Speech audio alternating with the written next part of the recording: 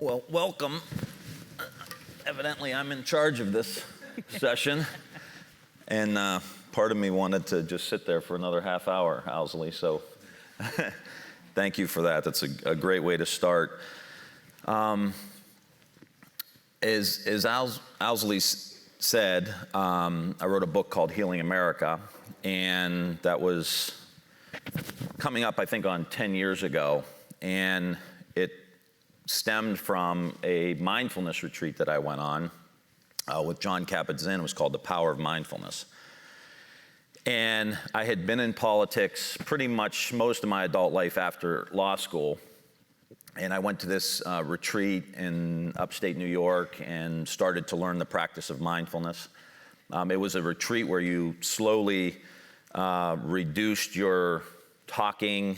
There was no journaling. There was no TV. It was just you slowly kind of dropped into silence to where in the last couple of days, it was pretty much a silent retreat. And it just blew the top off my head. Just recognizing, going through Congress, going through back then, those of you who are old enough, the Iraq War. I was on the Veterans Affairs Committee.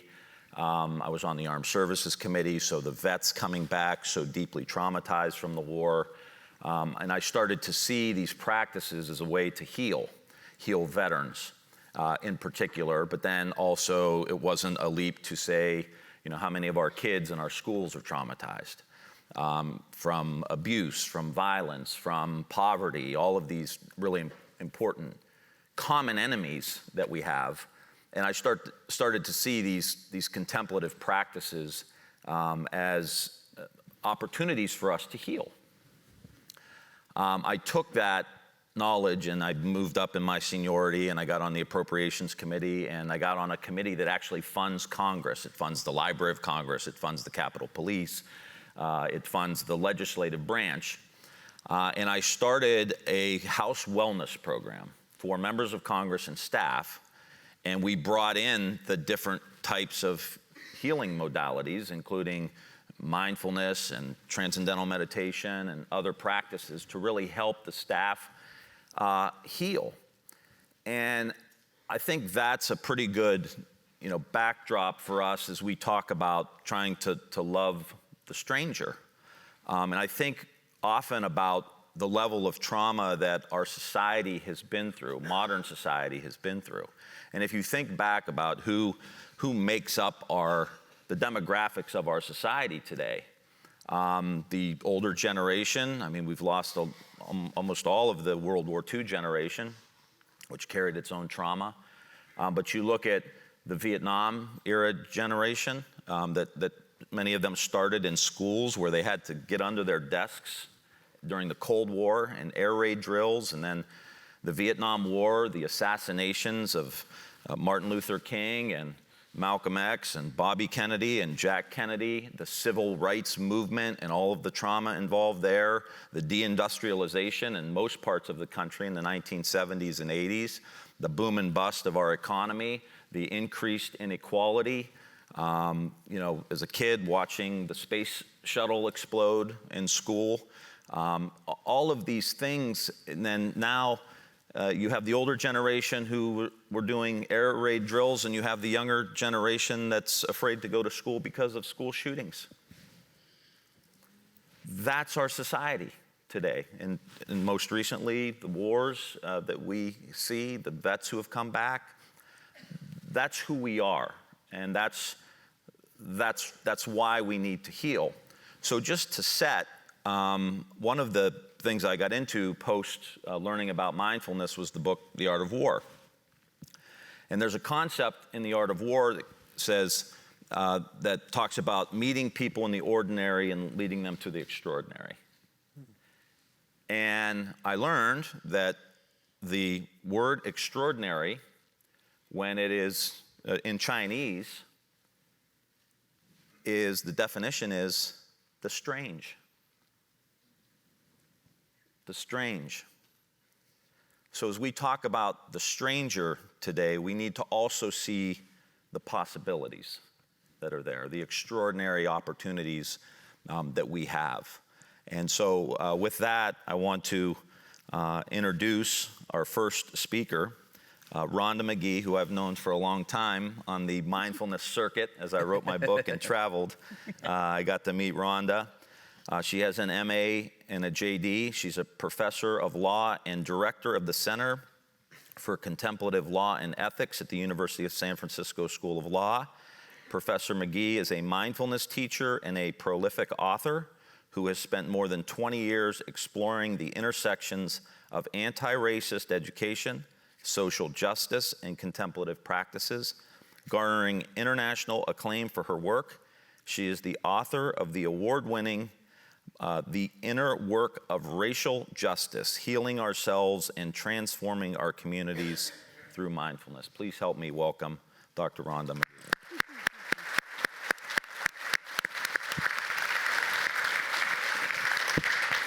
Thank you.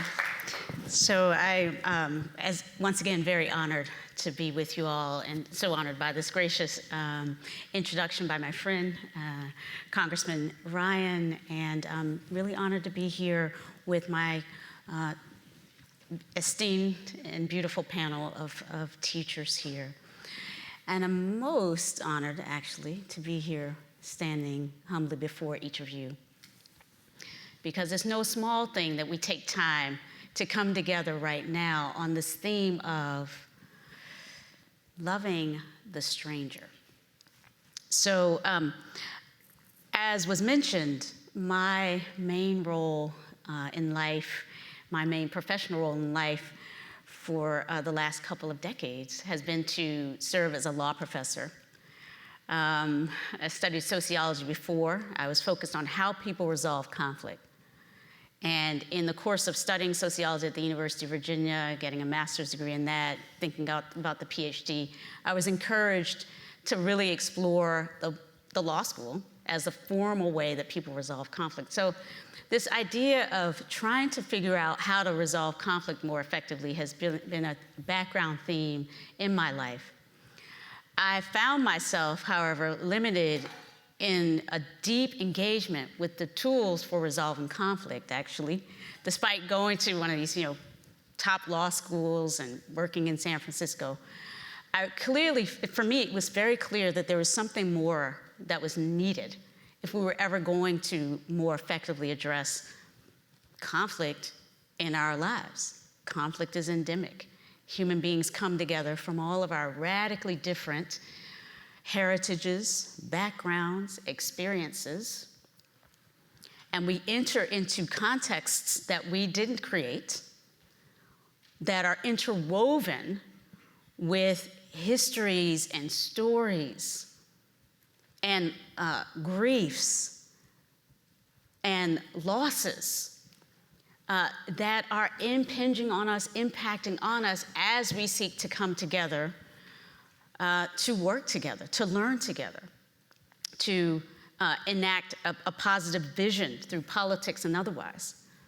And so for me, thinking about the fix we're in as human beings, we are all sharing this beautiful planet.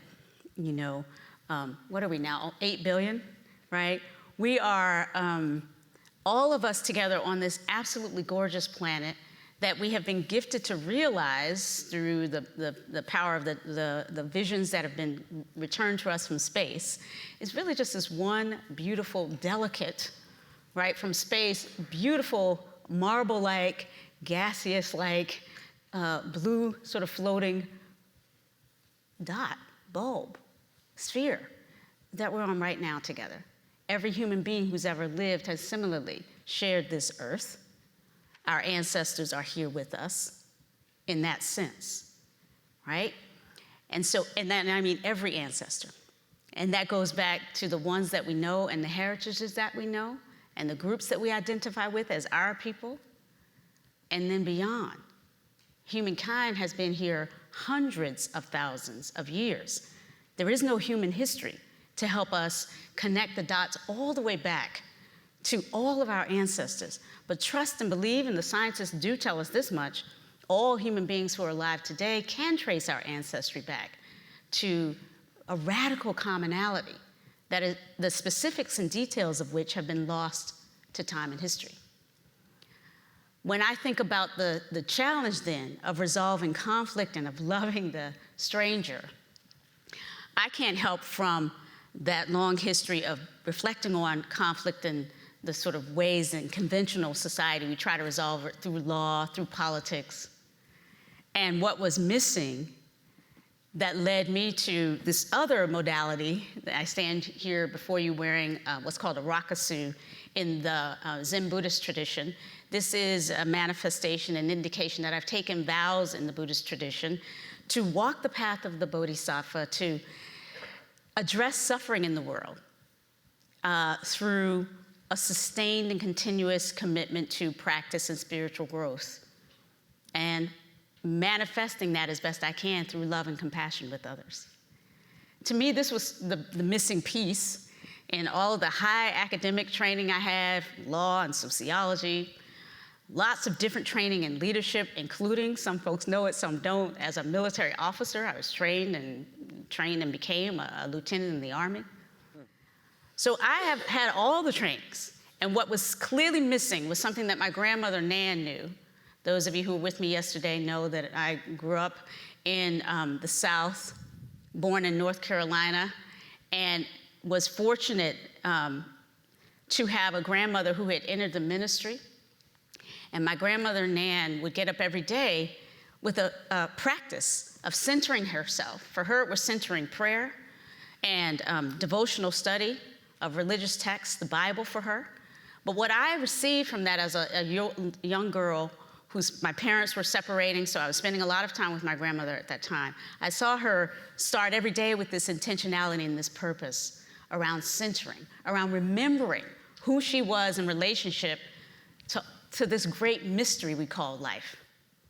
Well beyond the outer garments, if you will, of skin and bones that, of course, are temporary, and well beyond the particular legacy and history of being a Black woman born in 1906, witnessing the 20th century and all of the terror that was visited upon women like her and limited possibility that was structured in for women like her.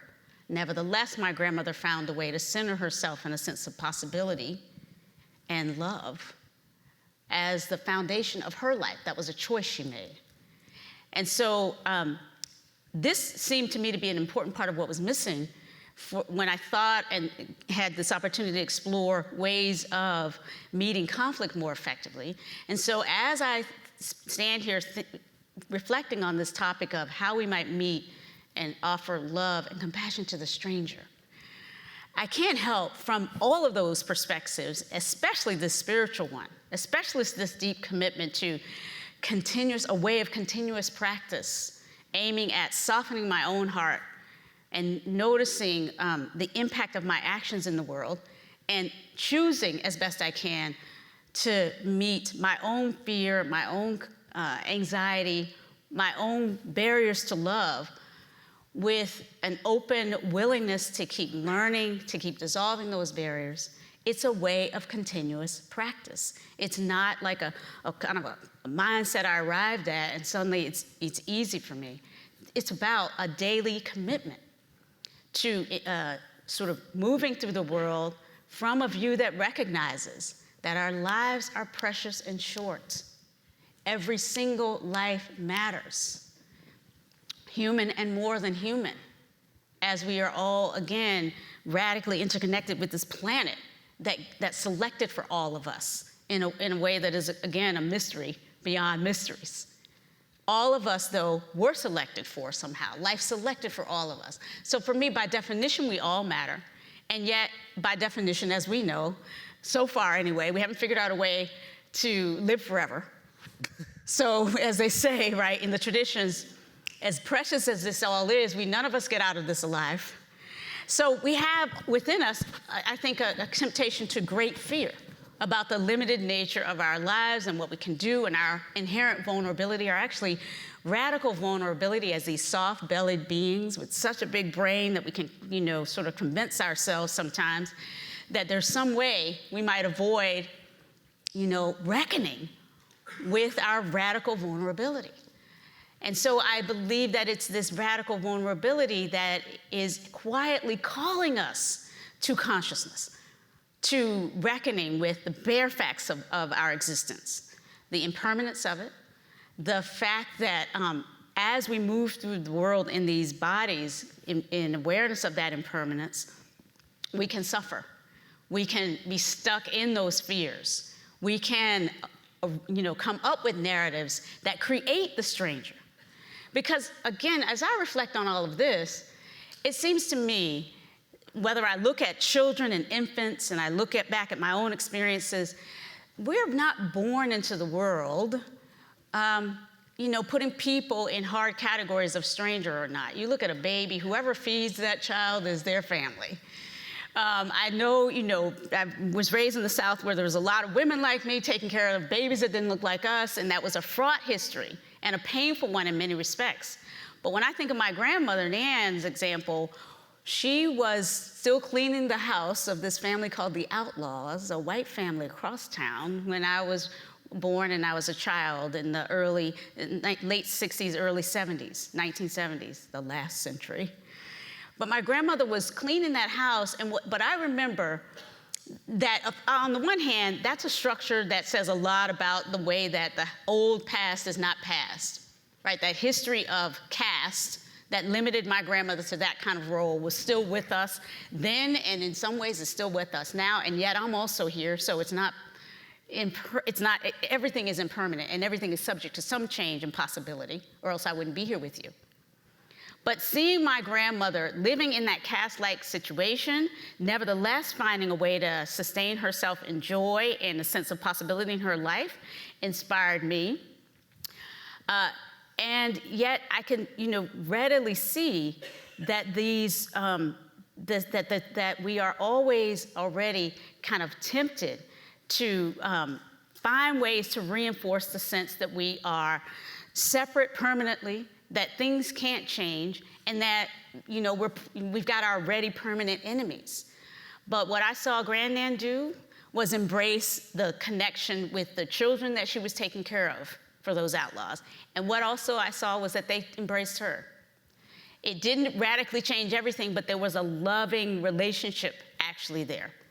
And so I am not, again, trying to Pollyanna our deep and difficult history around slavery, segregation, and caste in the South. But what I am saying is this idea that we have permanent enemies is perhaps, to me, the stranger in the room. In fact, we're born for connection, and we have been trained for disconnection. And to me, the practices that I've committed my own life to have been about waking up and finding ways to reconnect to the sense that we are already radically interconnected. We are already family. So it's much more about unlearning the training we have against love, because our training against love is pervasive, and we can talk about it today, rather than it being so much about figuring out how to somehow connect with these people that if we just look into each other's eyes right now, if you take a moment to turn around and look into the eyes of someone near you, you can see, have one conversation, you can find commonality, you can see connectedness. And so for me, I look forward to hearing from my beautiful colleagues here, and I thank you for these moments of reflection on how it is that we actually might, not just, find a way to love, but remember the love that's in our hearts, remember the connection that's always already present, that our ancestors, I think, are quietly calling for us to remember at this time. Thank you all so much.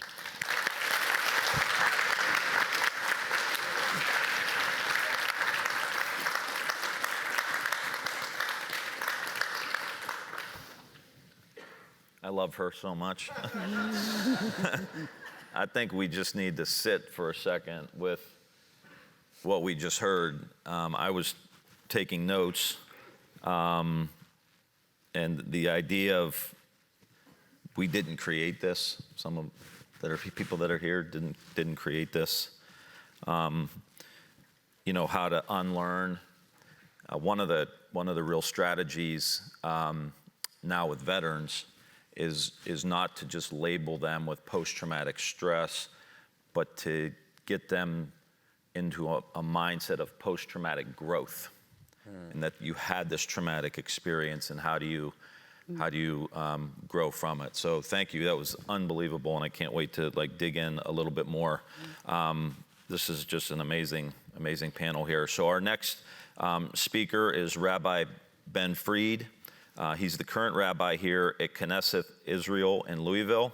He was ordained at the Jewish Theological Seminary in New York, where he also earned an MA in Jewish thought through the prestigious Gladstein Fellowship in Entrepreneurial Rabbinic Leadership. Rabbi Fried served in the as a student rabbi in Little Rock, Arkansas for 2 years. He was a rabbinic intern at the Conservative Synagogue in Riverdale, New York, and in Jerusalem. He also has completed extensive training in pastoral care through the University of Michigan.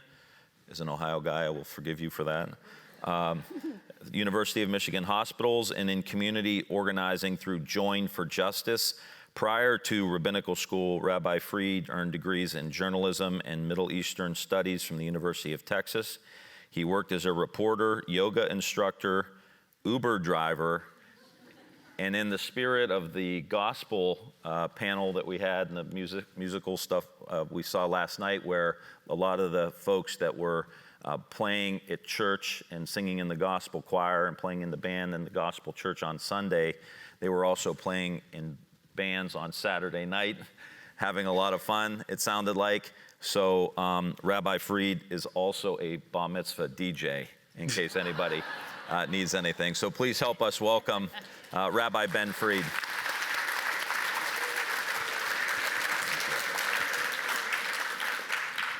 Thank you all so much for being here, and thank you, Tim, and just to echo Rhonda, what an honor it is to be on this panel with these really, really wonderful people who I have already learned from and look forward to continue learning from.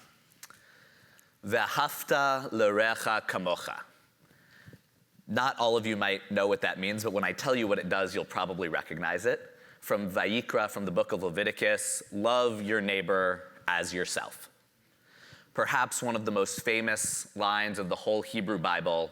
And according to one rabbi, Rabbi Akiva, one of our great rabbis in the Jewish tradition, this, he says, is klal gadol b'Torah.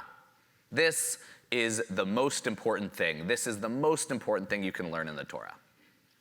But there are two important critiques of Rabbi Akiva and of this line, love your neighbor as yourself. The first one comes from one of his contemporaries, a rabbi named Ben Azai. Ben Azai says, with all due respect, Rabbi Akiva, you're a big deal, but v'ahavta l'recha kamocha, love your neighbor as yourself, that's not the most important line. That's not the most important thing in the Torah.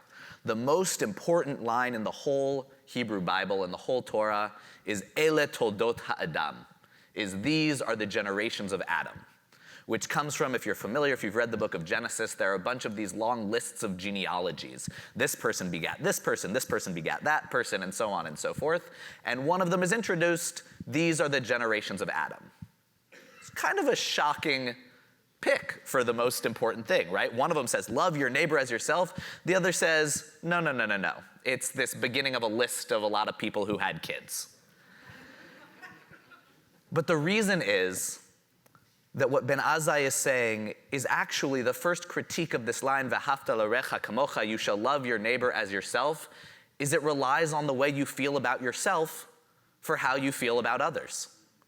That ele toldot ha'adam, what this first introduction to a genealogy in the Torah teaches us is, as Rhonda so beautifully said, that we all start from this point of radical sameness. And in my tradition, that radical sameness is that Adam, that the first human, was created b'tselem Elohim, was created in the image of God. And so therefore, if we are all descendants of that same place, if we all go back to that radical beginning, whether or not that's in a secular or religious way, that we recognize that everyone has intrinsic value. That it's not just that I love someone else because I love myself, I love them because they are them, because they are human. Perhaps you believe that's because they're created in the image of God, or perhaps that's simply that they have human worth and dignity as a fellow descendant of our common ancestors. So that's critique number one. Critique number two comes from the Torah itself, from the Bible itself, because it only says once in the whole Torah, "Ve'ahavta l'orecha," and you shall love your neighbor. But there's another line that appears 37 times, and that's the title of our discussion today. Ve'ahavta et hager, and you shall love the stranger. And you shall love that which is not perhaps your neighbor. You shall love those who are perhaps not the exact same as you. Rabbi Lord Jonathan Sacks, Zichrono Livracha, who is the former chief rabbi of the United Kingdom, said that we have to recognize that the Torah tells us over and over again to love the stranger, and only once tells us to love our neighbor. And why might that be? Rabbi Sacks says, because at the end of the day, it might not always be easy to love your neighbor. I don't know what kind of neighbors y'all all have. But it is natural that as human beings, we are tribal people. We generally want to love those who look like us, who think like us, who act like us, who live in proximity to us. That is not so hard. What's really hard, what's really difficult as humans, and not because we're born this way, but as Rhonda said, because we are learned this way, we are taught this way, what can be really hard is to love the stranger. What can be really hard is to love the person who we don't have that natural connection with, who we don't feel as though we are the same as them. And that is precisely why it is repeated over and over again. Because the Torah, the Bible, is a document that recognizes human frailty. It recognizes where we will fall short, and it tells us over and over again, hey, you're not gonna wanna do this. It's gonna feel really hard. It's gonna feel unnatural. But it is so, so important. And the injunction to love your neighbor not to love your neighbor, to love the stranger is often followed by another line in Hebrew.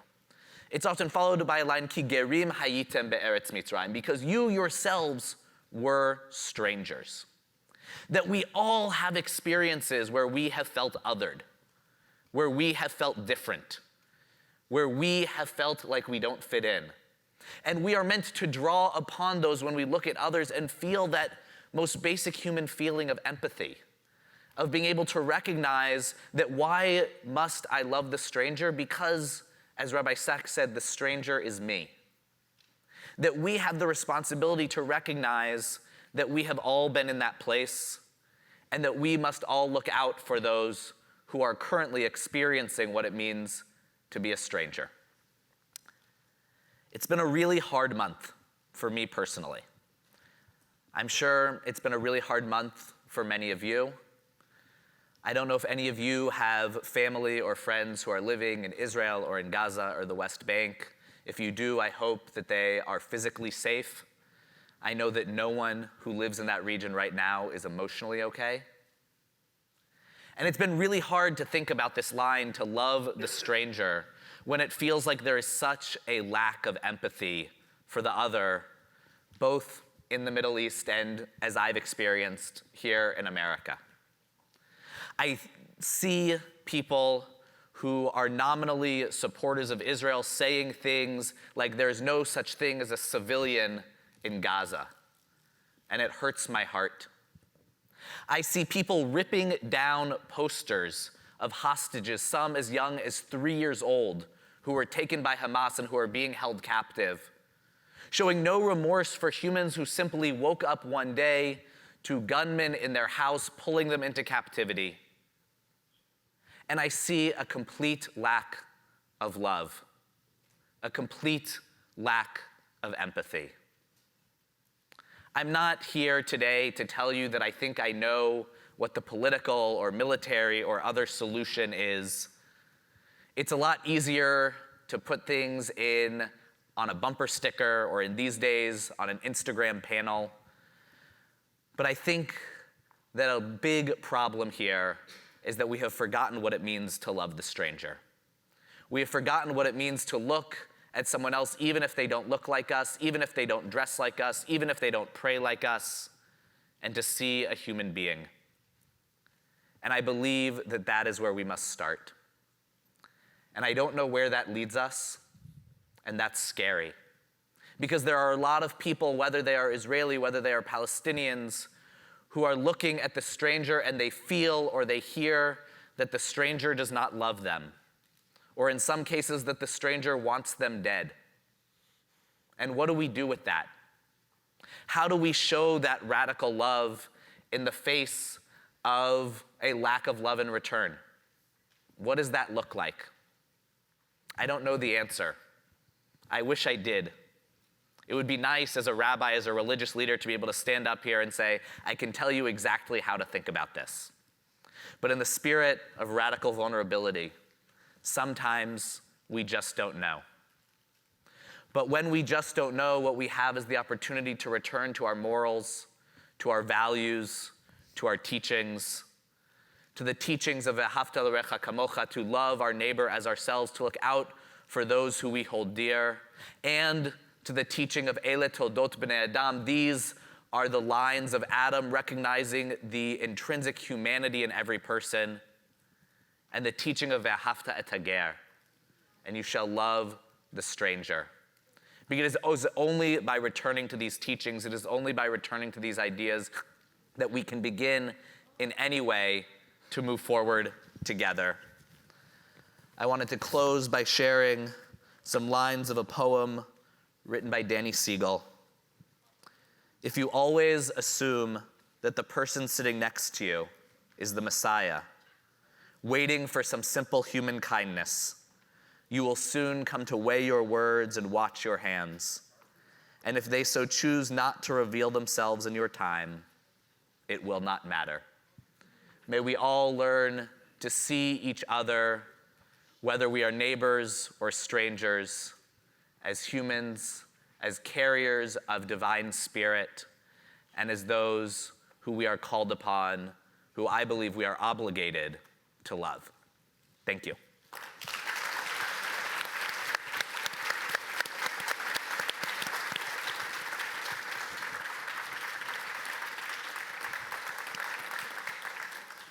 Thank you, Rabbi. That was amazing, and I think provides some great jumping off points for our conversation that we're going to have. So thank you, and I know it's been a rough few weeks for you, and I'm sure your family. So thank you for taking time to be with us. Our next speaker is Lyla June. She's an Indigenous musician, scholar, and community organizer of Dine and Tetsis in European lineages. Her dynamic, multi-genre presentation style has engaged audiences across the globe toward personal, collective, and ecological healing. Lyla June blends studies in human ecology at Stanford, graduate work in Indigenous pedagogy, and the traditional worldview she grew up with to inform her music, perspectives, and solutions. She is currently pursuing a doctoral degree with a focus on Indigenous food systems revitalization. Please help me welcome Lyla June.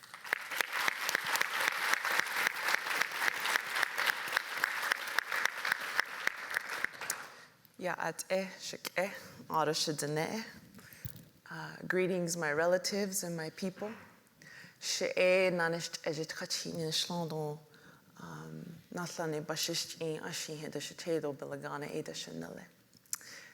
from the Nanisht Ejitachitni clan of the Dine Nation. I said, you don't have to succeed, but you do have to try. Dine. Push both there. Yes. Dine Nation. We are also incorrectly known as Navajo. And I get that clan from my mother. We are a matrilineal people.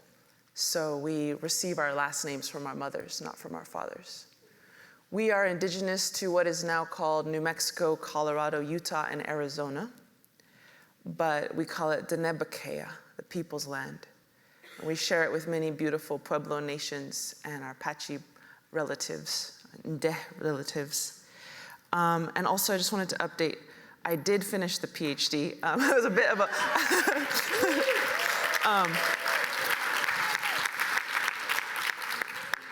we must have sent the old bio over via email.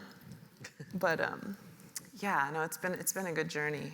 And I just want to say how much I love you all and how happy I am to be here and how happy I am to the Creator for giving us life this morning.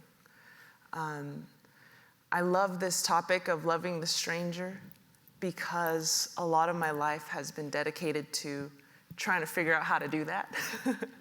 As an Indigenous woman, you can imagine what it's like to wake up every day in this country, in this place that destroyed 98% of my people. And because we were strange to them, and because we were standing on land they wanted, right? So not only why didn't they love us as strangers, but how can I love them as strangers? How can you love someone after abuse has occurred? And some people call that grace. Some people call that forgiveness. And I've really enjoyed diving into that in my life. But loving the stranger, let's make no mistake, it takes courage. It takes bravery. It takes the ability to lean into discomfort. And it takes compassion.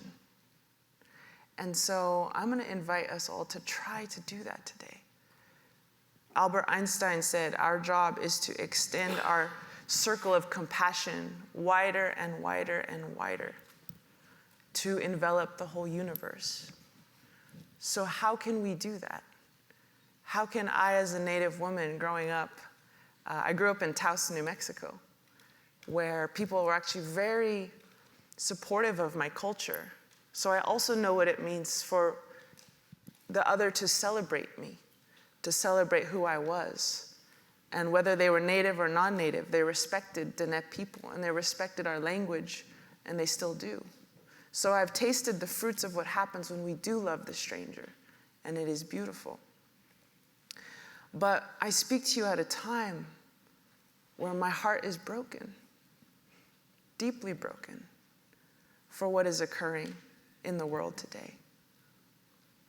And I think part of our job today is to expand our compassion to everyone, even those the media tells us to hate, even the ones the media tells us it's okay to murder, even the ones who we are taught is unimportant because they murdered us. And so I think it's so important to draw these parallels. So I'd like to tell you a quick story. Back in the day, Indigenous peoples here in what I call Turtle Island. I try not to call it America because America comes from Amerigo Vespucci. Amerigo Vespucci was documented to be commissioned to find people to enslave and gold to extract. So we don't really like to name this land after him because this land does not stand for enslavement and extraction. It's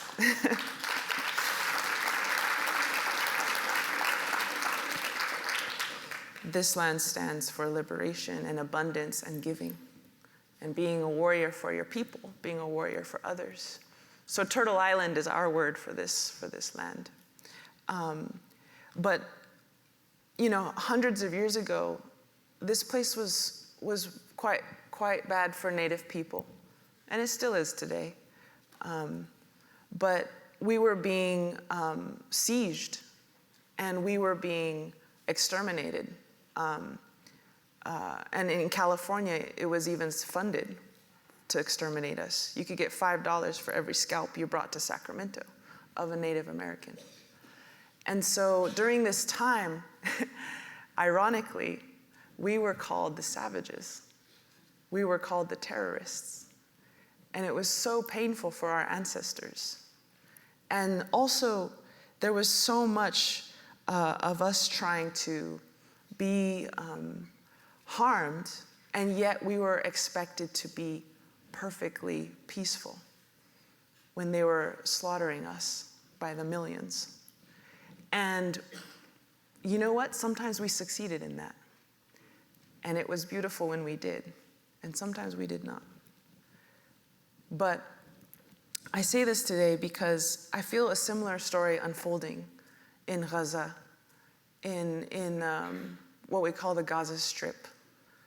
And right now, a terrible, terrible attack happened, right?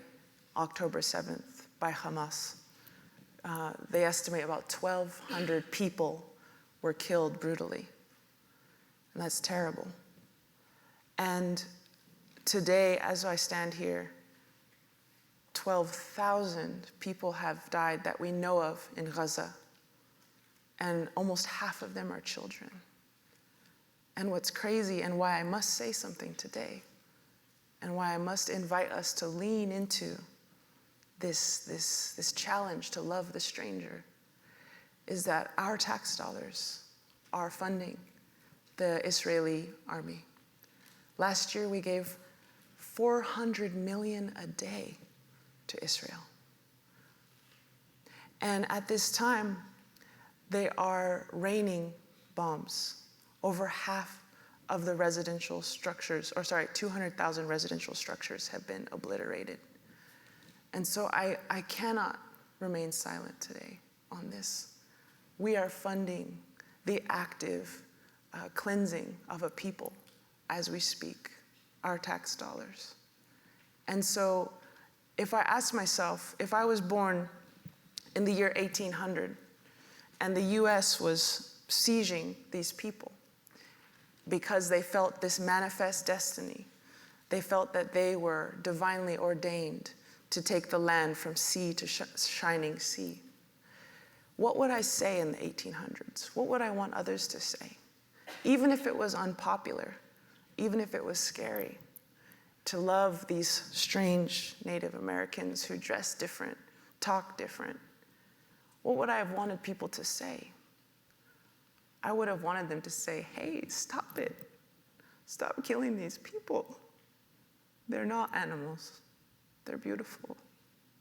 And so similarly, I must say this today, because we're in 2023 now, and something very similar is unfolding in our lifetimes, where they are actively trying to destroy a people.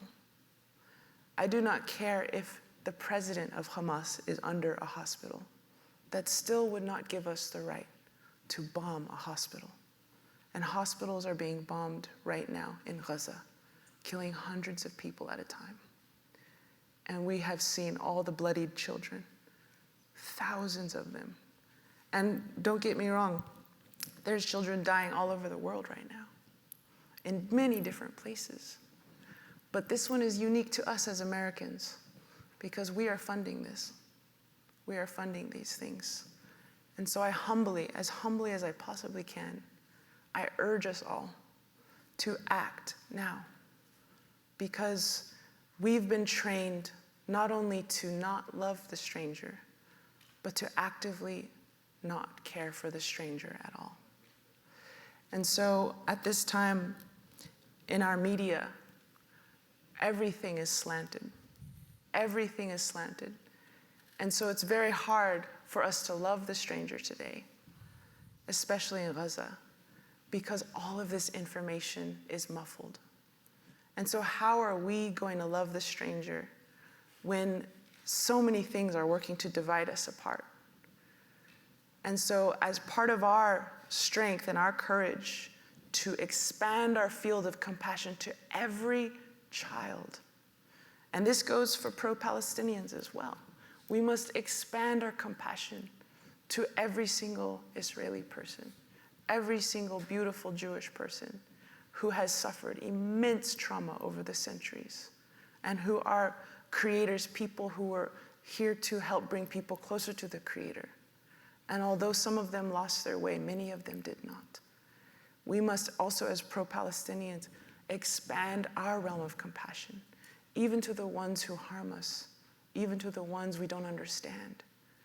And only then will that bridge be made. And so it's a hard job to love the stranger.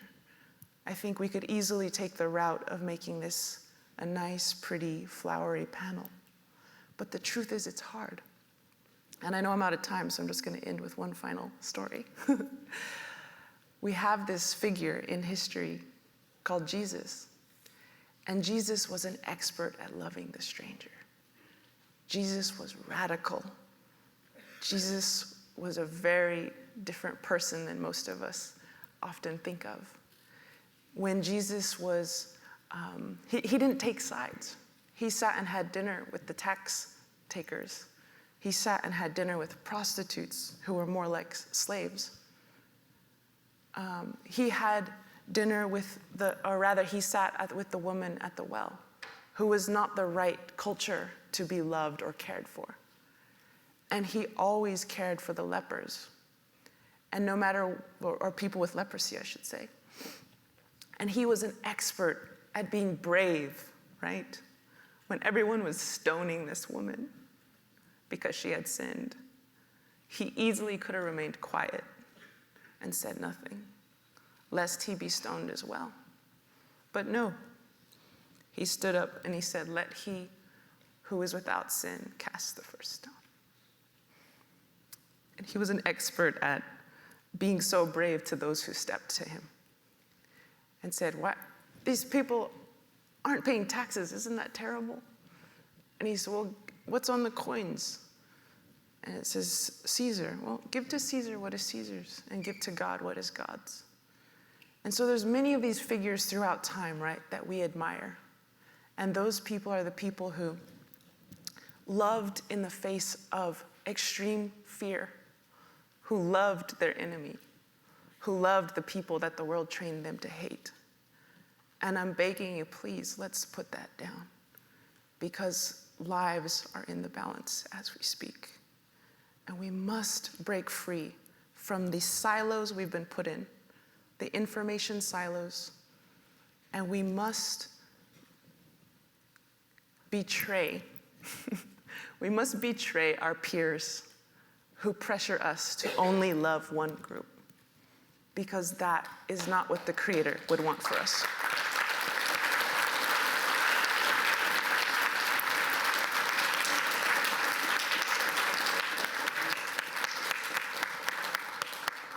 So I'm going to finish now, but I'm just going to end by saying that I could not remain silent today when children are being ripped apart by our own tax dollars.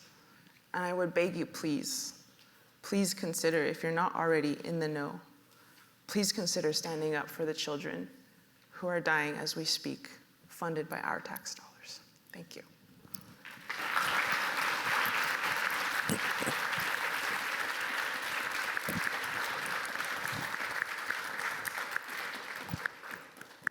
Thank you, Lyla.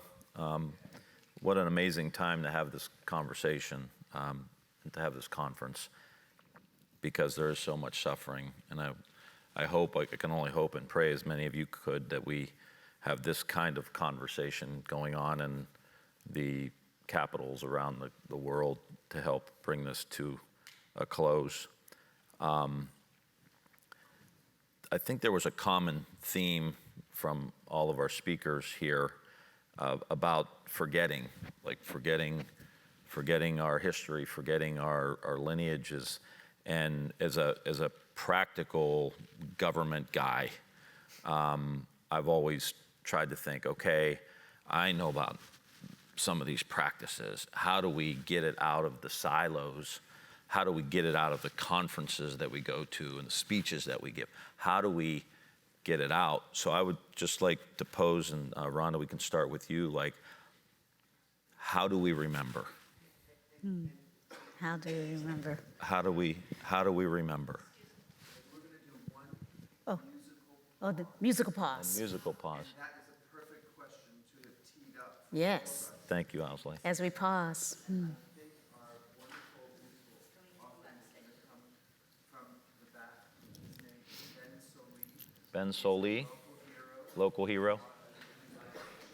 All right, thank you.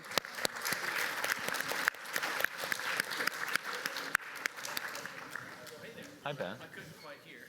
That's okay. Yeah. I didn't know what I was doing, so we're. Thank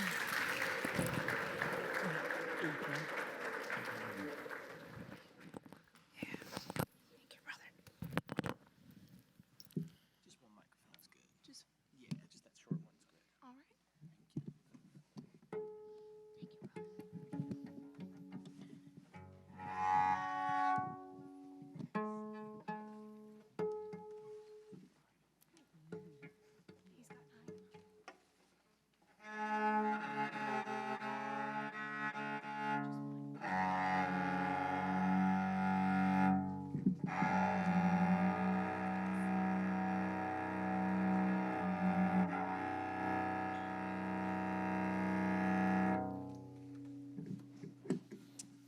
Ben Lee.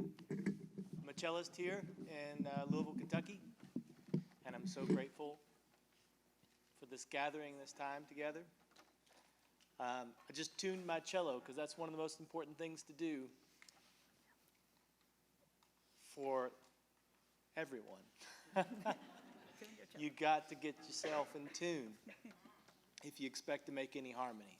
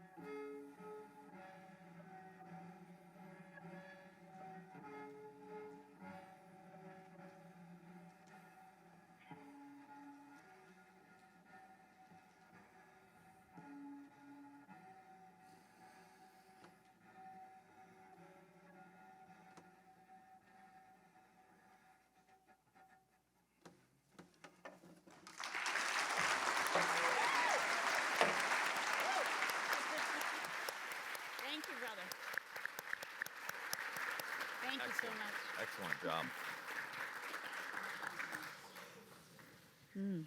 So Owsley, can I ask you real quick, do we have 20 minutes, or are we using the whole 20, or? Follow the clock. Okay, we have 20. Very good. My congressman, I need a lot of help in figuring out the blow-by-blows here. Thank you. So as I listen to all of you speak, as I said, the question of how do we remember, and maybe I should make it just a slightly more pointed on, because when we have these inflection points like we have now, we all know the brain research of being in fight or flight mode and not being able to engage your prefrontal cortex and your reasoning skills and all of that goes away. So my question really is, with all of your various experiences, how do we institutionalize remembering? Yes, yes. If that makes any sense. Absolutely. So those of you who were with me yesterday will find no surprise in what I'm about to say. For me, and I've mentioned it already today in some respects, it is about committing to doing that. I believe in recognizing the power that we all have to make a difference, and recognizing that our lives are precious and short. For most of us, we have no idea whether we're going to live out the rest of this day even. So when you combine the preciousness and the limited nature of it, and you recognize we're all suffering in some way, then that invitation to choose how you want to live is a real one, and it's a daily one.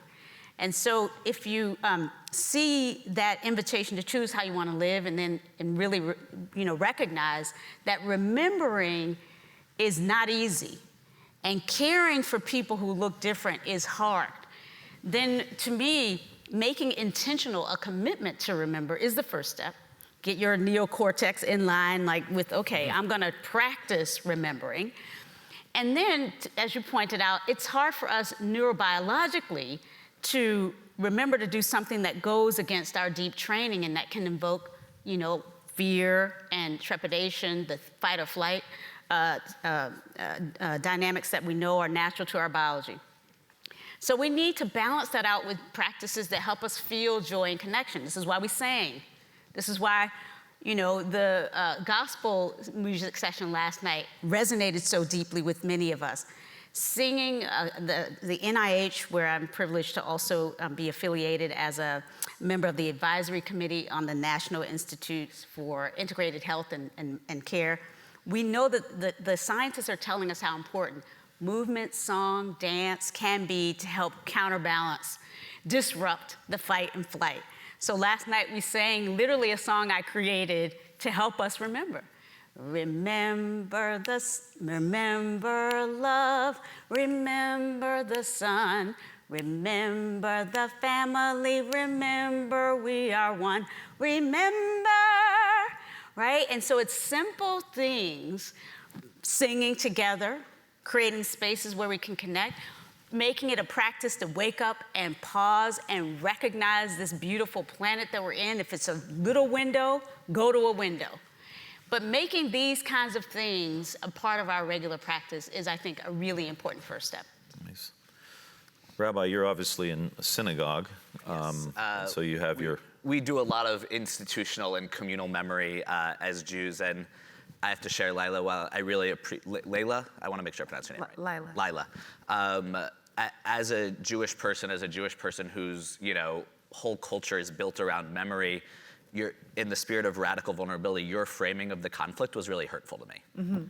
That the framing of the conflict as an indigenous people fighting against the American colonialist with manifest destiny, I, every single year on Passover, say next year in Jerusalem. At every Jewish wedding, we break a glass to remember the destruction of the Jewish temple in Jerusalem. The framing of the Jews as a people who had no actual connection to the land, but were simply there because of some manifest destiny that they kind of believed was something, to me, felt really hurtful.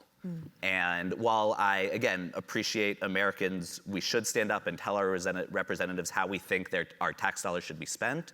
And it is an absolutely reasonable and ethical position that they should not be spent in this way and militarily. The framing of this conflict as a people with connection to the land versus a people with no connection to the land, to me was hurtful precisely because of memory. And that memory is deep, and that memory is not just about what we ourselves remember, but it's what our people remember. It's what we remember in our bones. And as Jews, we have generational trauma. And as Palestinians, there's also generational trauma. And that doesn't mean that one person's generational trauma is better or worse or more valid or less valid than others. But to discount one of those in favor of the other, to me, felt really difficult to hear. And the Jews who are now living in Israel are descendants of people who were kicked out of their homes in Europe, who were kicked out of their homes in Iraq, in Morocco, in Iraq, in Iran, in all of these countries that said, we don't want you. And they went to this land. And maybe they do things there that we don't want them to, or you don't want them to, or I'm not proud of, or all of those things. But to frame this as a people who went to try to conquer, who went to try to take over land with which they had no connection, to me is really painful and really harmful. And I think that doesn't mean that we can't, again, as you said, expand the circle for whom we care about. And I think that people who are Jewish and all people who have connection to that land need to be able to expand our compassion and expand our empathy and be able to identify with those who are dying, because no one deserves that. And unless we lean into our memory, unless we lean into our communal remembrance of what happens, I think that we come out with a paucity of understanding and a paucity of ability to empathize if we discount the memory and the institutional and lived generational history of the other. Thank you very, very much for sharing that. And I agree that clearly your ancestors are indigenous to that land, and that is something I want to honor. I think the only parallel between the Manifest Destiny was that America felt as though it was their divine right to conquer a people. And I think there's a notion that God has ordained that. I'm not saying you think this, I know you don't, but some people think God has ordained people to wipe out a people and overcome a land. So that's the only parallel. So I really appreciate you sharing that. And I watched a brief interview with a woman, and they said, what would you tell a Palestinian child who, wants to live where they were born and all that? And she said, again, not saying this is a universal perspective, it's just one perspective. She said, that God has ordained us to be here, so it doesn't matter what you want as a child, you can't stop what God is going to create. And I think that's the only parallel between Manifest Destiny, is that America essentially said, they were standing in Washington, D.C., and they were looking at San Francisco, and they were saying, all right, sorry, Native people, God has already ordained that we're going to take this whole thing over, so you can't really argue with God. And obviously, the Creator, whom we all on this panel know and love, is about love. And so that's all I wanted to say is when I was, and I appreciate you telling me that, and I want to say I'm sorry for the pain that it caused. And that I am deeply appreciative of you and your people and your lineages. I was just standing with a large group of beautiful Jewish brothers and sisters in a March for Palestine recently. So I know it's not about religion in any way, shape, or form. It's about what is wrong and right. And I think we all agree here that no matter where the child is from, Israel or Palestine, they deserve a life. And they deserve safety.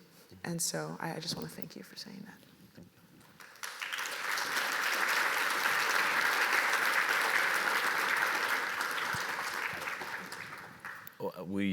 You all touched upon one way or the other, leaning in on the conflict, leaning in, being vulnerable, being brave. And I just want to thank both of you for being very, very brave to have this conversation in a very, very public setting.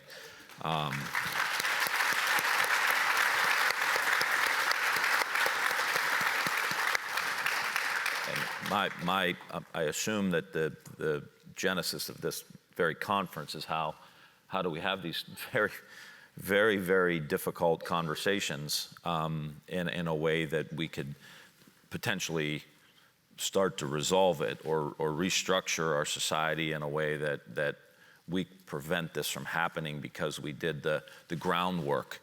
And that's kind of what I was getting to with, I look back and we see every day in the paper, a society that our institutions have decayed, they've rotted, they don't train us to see the world in this way. And my hope is that we use these very traumatic experiences to say we don't want to do this anymore. Whether it's institutional poverty or what's happening on our reservations or what's happening in the Middle East, the school shootings, I think there's a collective exhaustion in the country that we don't want to keep doing. And I think it's really important too that we see these young people here because, quite frankly, we need you to engage in the kind of conversations that you're hearing up on the stage. And I hope that Lyla and Ben have modeled for you on how to handle this kind of conflict, because it is difficult and it does take bravery to encourage to do it in the way they did. And so I consider this already, a success. The key too is the turning, and Joseph Campbell talked about this in his very often, turning thous into its. How do we turn thous into its so that we can be in a position, or people think they can be in a position to slaughter, to murder, that it's okay because they're not divinity, they're not people that we are connected with. And so again, I think it's important how we think about the institutions. How do we have institutions in our schools, in our churches, in our synagogues, and create an environment where we can actually instill this viewpoint. And I'm just open for ideas. I think, and those of you who are on the front lines of this, I would love to hear any thoughts that you may have on how we could take the conversation that we're having here and actually try to embed it into our current institutions. Yeah. Well, and you were in the military. And I was in the military. I'm a law in professor, and for the past 20 plus years at my law school, I've been bringing opportunities for practicing meditation and also just, creating a space for cultivating awareness, for cultivating compassion, for centering on our values, for bringing more intentionality into how we take the knowledge, skills, and values that are traditional to teaching law into the world in ways that can maximize our ability to really find common ground. When I went to law school, we weren't creating spaces where you could figure out, all right, how is it that I can stay in touch with my heart, even as I take, this new set of skills I've picked up as a lawyer into the world. We weren't given courses and seminars where we could do that. I'm part of a network of folks who have been doing that at different law schools. And as a consequence, next week I'll go back to school and hold a space for conversations about this very issue. And this is something that is being done in our institutions these days in ways that wasn't being done, decades ago. So that's something to celebrate, actually. Change is happening around us. There is more receptivity to actually being intentional about how do we resolve conflict. Conflict is endemic. It's not a sign of failure that you have a difference of opinion. We have very different backgrounds and different ways of approaching the challenges of our time. So how to, find common ground, turn together to face something that we we would like to see dealt with differently, as opposed to constantly reinforcing the notion of an adversarial us versus them mentality.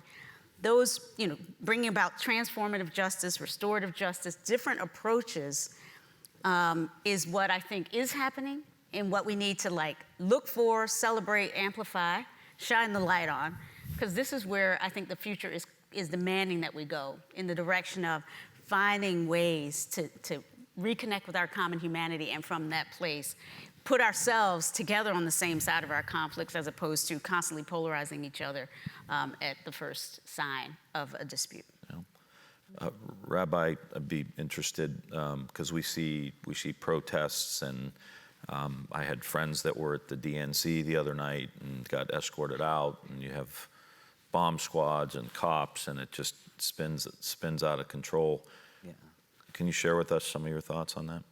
So we have a concept in Judaism called machloket l'shem shamayim, which means an argument for the sake of heaven. And it teaches us in the Talmud some of the ways to do that. And I think it starts out with seeing the other, the stranger, as a person, not seeing someone who might think differently than you as inherently evil. It says that the rabbis who had machloket l'shem shamayim, that they still ate in each other's houses, they still sat down and had meals together. They were able to be together in community, even with people with whom they strenuously disagreed. And I think that we've lost that ability. I think as soon as we see someone on, and not to harp on social media, but you see someone on Twitter who you disagree with, you either unfollow or you clap back, or there's not really a desire to have a dialogue, to have anything in which you are listening. You just want to be right. And I think that there's a focus of so many of us of wanting to be right and wanting to be seen as being right, and that we get social clout or social standing by being right, by standing with the right thing, and that divides everything into a binary of right and wrong. And so then if the person isn't right, then they are wrong. And so when you say, I'm not really sure, or I think there might be a gray area, or it seems really hard to, then you're wrong because you're not right. And I think that breaking down some of those, and I think that a lot there, I have folks who work in the buildings that are being protested, and I have friends who are folks doing the protesting. And I think that right now, a big part of they're not talking to each other. And that's a big part of the problem. And that it takes a lot of bandwidth, and it takes a lot of empathy, and it takes a lot of, it takes your own spiritual and personal capital to be willing to do that listening. And we also have to recognize that when people are dying, when bombs are falling, when people are being held hostage, people have a lower threshold for all of that.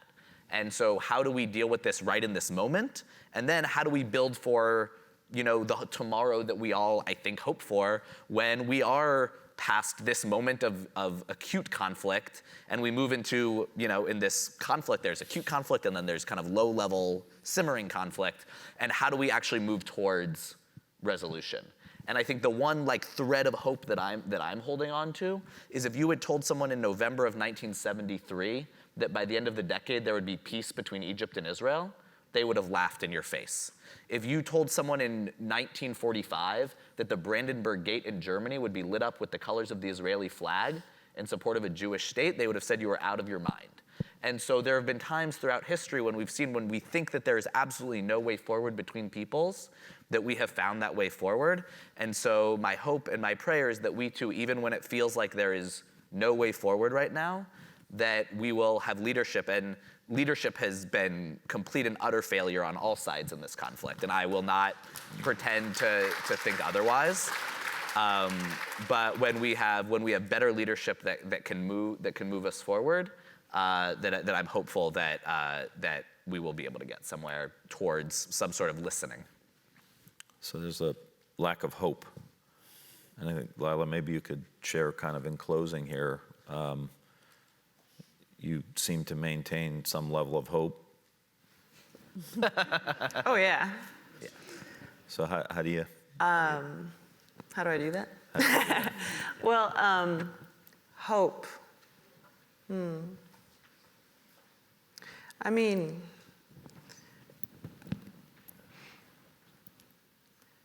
I often think to myself, peace is not only possible, but it's unstoppable. We may not see it in our lifetimes, but if you look throughout history, all of the civilizations that hang their hat on domination and oppression of others, they always fall. And the Creator always humbles them. If you look at my ancestors, we had the Chaco Canyon. We had a big city where we find parrot feathers from South America, or rather Central America, copper from Wisconsin, chocolate, right there in New Mexico, which now doesn't seem like a very interesting place to the world. They're often like, oh, you're from Mexico? Like, no, it's the newer one. Yeah, this was a huge city. This was a huge, bustling city before Columbus was ever born. And we had, unfortunately, we went the wrong way. And we started a caste system. We started to enslave each other. And we started to also enslave the earth to some extent. And around the year 1100, the Creator sent us a drought as a gift to give us the courage to change. And so the Creator is always helping us. The Creator is always, these things might look like punishments, but they're not. They are support systems to humble us and remind us we are not God. And so I think my hope comes from the fact that all of these cities that rise up in this false notion of hierarchy, whatever type of hierarchy it is, white supremacy, male supremacy, human supremacy, whatever it is, they always fall. And not fall in a bad way, though, but fall in a way where we learn. And so I think even this extremely difficult time now of mass extinction, of war, of division, of what they call the polycrisis, right? This convergence of crises, that this will be, as tragic as it is, and it will be an extreme learning moment for humanity, of that time when we realized, we learned the hard way, right? Like, oh, that didn't work. That didn't work to see each other as other. That didn't work to have, any race be above another. That didn't work to think that plants and animals and fungi and birds were less important than humans. That we have all these PhDs, but so much poverty. We have all these rocket scientists, but we have so much war. And when we realize that, that only led us to a precipice of global collapse. And so that type of learning, you can only learn by hitting the dust, And so to see these times as our gift of, you touch that stove, it's gonna burn you. But after you touch that stove, you heal. After you touch that stove, you learn, right? Don't touch that stove. And so I think, believe it or not, I think this earth is designed to self-regulate. And I think this earth is designed to bring us back on course. And as they say, the proof is in the pudding. So if America rises and falls in less than 300 years, that system wasn't really working, right? I'm not saying we're falling completely, but I'm saying our ecosystem is, for sure. And so that didn't work, right? So if you look at it from a more longitudinal perspective, that we are in the middle of forever, that, as John Trudell says, then we are actually only ever going to refine ourselves, evolve ourselves, and get better and better and better as people. And that's our job now, to take these big brains and opposable thumbs and not use them to dominate, but see that these are tools to give us the ability to care for life on Earth. And that's what we're here to do.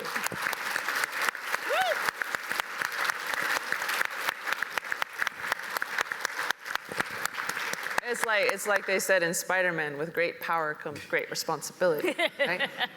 So this is not for us to be kings and queens of the world. This is for us to be servants of the earth and use what we have to give and to care for all life. So anyways, I'm out of time once again, but thank you. Let me just say, we have covered a lot of territory from deep quotes in the Torah to Spider-Man movies. But many times you come to these conferences and you hear speakers and panelists talk.